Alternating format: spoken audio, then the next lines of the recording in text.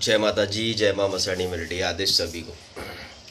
मैं आप लोगों को बता रहा हूँ कि प्रेत साधना कैसे करना है, कैसे अपने साधना में आप लोगों को आगे बढ़ना है। ठीक है, कोई भी चीज़ें ऐसी नहीं है कि बहुत जल्दी सिद्ध हो जाती है, कोई भी शक्ति। ठीक है, वो बहुत सारी परीक्षाएं लेती है, उसके बाद ही सिद्ध कर सकते हो आप लोग। अब मैं आप लोगों को बता देता हूँ कि जैसे मेरे पास में फ़ोन आते हैं, मैसेज आते कि मेरे को शमशान सिद्ध करना है, मुंड सिद्ध करना है ना, और वो प्रेतराज सिद्ध करना है, क्या गुरुजी आप करा सकते हैं क्या, 1.5 फुटिया सिद्ध करना है। तो ये सब बड़ी बड़ी शक्तियाँ हैं। ठीक है, इनके पीछे भागोगे तो आप कुछ भी सिद्ध नहीं कर पाओगे, आधे में छोड़ दोगे। ठीक है, आपको पहली शक्ति का ही अनुभव नहीं है कि आपको कैसे करना है, क्या करना है। किसी चीज़ का जब आपको तजुर्बा नहीं है, अनुभव नहीं है, तो आप कैसे किसी शक्ति को सिद्ध कर पाओगे। ठीक है, उसके लिए आपको बैठना है, सीखना है, थोड़ा सा ज्ञान आपको चाहिए, उसके कुछ अनुभव चाहिए, तभी ना जाकर आप ये सारी चीज़ें कर पाओगे। इसलिए मैं सभी लोगों को ये बात बताता हूँ कि सबसे पहले आप लोग प्रेत सिद्ध करो, प्रेत के बाद में भूत सिद्ध करो, मुंजा सिद्ध करो, और फिर स्टेप बाय स्टेप आगे बढ़ो, एक एक सीढ़ी से आगे बढ़ो। डायरेक्टली अगर आप आगे बढ़ने की कोशिश करोगे तो कुछ नहीं हो पाएगा। ये मत समझो कि ये शक्ति बड़ी है तो मैं ये शक्ति सिद्ध कर लूँगा तो वो मेरे मेरे सारे काम होते रहेंगे, कोई मेरे से उलझ नहीं पाएगा, ऐसा नहीं है। ठीक है, एक छोटा सा प्रेत भी बहुत बड़े बड़े काम करता है ना। प्रेत को भी कोई हल्के में मत लो आप लोग। मैं यही बताने के लिए आप लोगों के लिए वीडियो बना रहा हूँ कि अ, कोई भी शक्ति को छोटा मत समझो। ऐसा समझो कि भैया जो दुनिया को नहीं दिख रही है चीज़ें, वो उसको तुम देख पा रहे हो, तुम उससे काम करवा रहे हो, लोगों का अगला पिछला बता पा रहे हो, तो वो कोई शक्ति हल्की नहीं है ना। उसमें भी कुछ ना कुछ तो बात है, तभी जाकर वो ये सारी चीज़ें कर रही है। हाँ, दुनिया का तुम आगे पीछे का जान सकते हो, ठीक है, लेकिन आप किसी को बता नहीं सकते। उसकी क्रिया कर सकते हो, कर्म काट सकते हो। ठीक है, वो भी जो उस साधारण से कर्म है। ठीक है, हर चीज़ को काटना, हर चीज़ को करना हमारे बस में संभव नहीं है। ठीक है, क्योंकि हम भी किसी बंधन में होते हैं, शक्तियाँ होती है तो। ठीक है ना। अब एक बात में ध्यान रखो कि जैसे अगर प्रेत साधना करोगे तो प्रेत साधना से ही आप आगे बढ़ पाओगे, है ना। बिना साधना के या बिना शक्ति के आप आगे नहीं बढ़ पाओगे। उसके लिए आपके ऊपर में पहले कृपा होनी चाहिए देवी देवताओं की। जैसे आपके ऊपर में देवी देवताओं की कृपा हो जाती है तो आपको बिठाया जाता है कि प्रेत साधना करने के लिए बैठो। कोई भी लावारिस सी अगर लाश आ गई तो वहाँ पे बिठा दिया जाता है कि चलो बैठो और अभी इसको सिद्ध कर लो करके। उसके भी कुछ कड़े नियम है, पालन करना होता है। मरीकटी में यानी शमशान के शमशान में ही रहना होता है, बाहर नहीं जाना होता है। ठीक है, सारी सारी क्रियाएँ, सारा काम शमशान के अंदर ही करना होता है। ठीक है, कई जगहों पे प्रेत को सिद्ध करने के लिए नदी पे किया जाता है, नदी किनारे बैठ के, या फिर कहीं पे डेरे पे, झाड़ के नीचे पे। ठीक है, ऐसी कुछ कुछ चीज़ें हैं जहाँ पर बैठकर हम इन चीज़ों को साधना कर सकते हैं। ये हर जगह पर साधना की नहीं जा सकती। ठीक है, आप समझो इस बात को। हर जगह पर आप इसकी साधना नहीं कर सकते। आप लोगों को जो मेन इसकी जगह है, जो नियम है, वहीं पर बैठकर आपको इसकी साधना करनी है। मैं आपको इसलिए ये सारी चीज़ें बता रहा हूँ क्योंकि मेरा खुद का अनुभव ही ये है। मैंने शुरुआत से जब ये सारी चीज़ें की है तो मेरी शुरुआत ही प्रेत से हुई थी। मैंने यही शक्ति सिद्ध की थी और ये शक्ति सिद्ध करने के बाद ही मैं आगे बढ़ पाया। मैंने अनुभव ले पाया कि क्या होता है असल में, वो कैसे कार्य करता है, किस तरीके से दिखाई देता है ना, उसका क्या खान पीन है। जब आपको ये सारी चीज़ों में जब आप अपने आप को जब ढालोगे और जब आप देख पाओगे कि हाँ मैं अभी इन शक्तियों के साथ में रह पा रहा हूँ, खेल पा रहा हूँ इनके साथ में, इनको भोग दे पा रहा हूँ, तभी आप आगे की जो उग्र शक्तियाँ हैं उनकी साधना कर पाओगे। ठीक है, इसमें सबसे बड़ा महत्व वचनों का है। वचन क्या लेने हैं, कैसे लेने हैं, कितने लेने हैं, इसका भी बहुत बड़ा खेल है। ठीक है, अब समझने वाली चीज़ ये है कि बहुत सारे लोगों को पता है कि अगर हम कोई शक्ति अगर सिद्ध कर लेते हैं तो हमको भी उसके साथ में 100 वर्ष 1000 वर्ष बिताने पड़ते, उसकी योनि में इंसान फंस जाता है। ठीक है, तो उसमें आपको घबराने की ज़रूरत नहीं है। जो अनुभवी साधक है, जिन लोगों को ये सारी चीज़ें पता है, तो वो इस योनि में कभी फंसते नहीं हैं।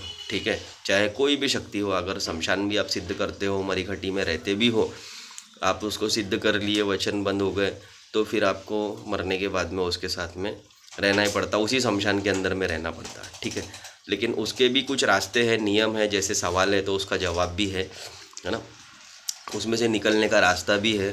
ठीक है, वो भी वचनों में ही है, और भी चीज़ें हैं जिससे आप उसमें से बाहर निकल सकते हो।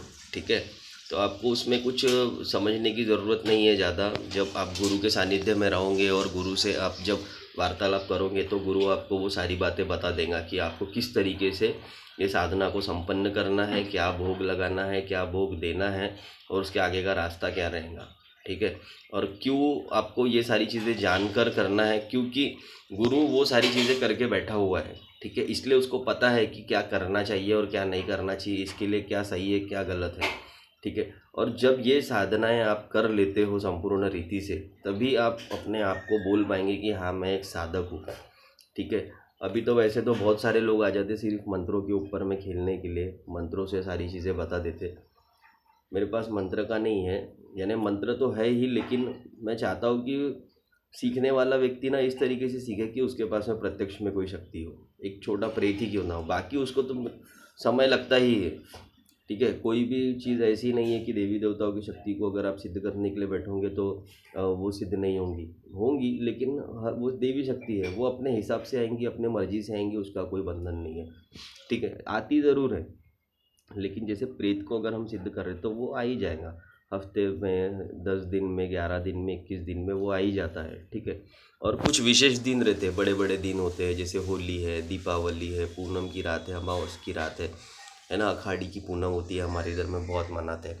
तो इन दिनों में, इन रातों में जब हम साधनाएं करने के लिए बैठते हैं तो ये भी प्रचंड रूप में सिद्ध हो जाती है, थोड़ी उग्र होती है और डराती है, क्योंकि एक ही रात में सिद्ध हो जाती है तो जल्दी सिद्ध हो जाती है। ठीक है, ऐसा है।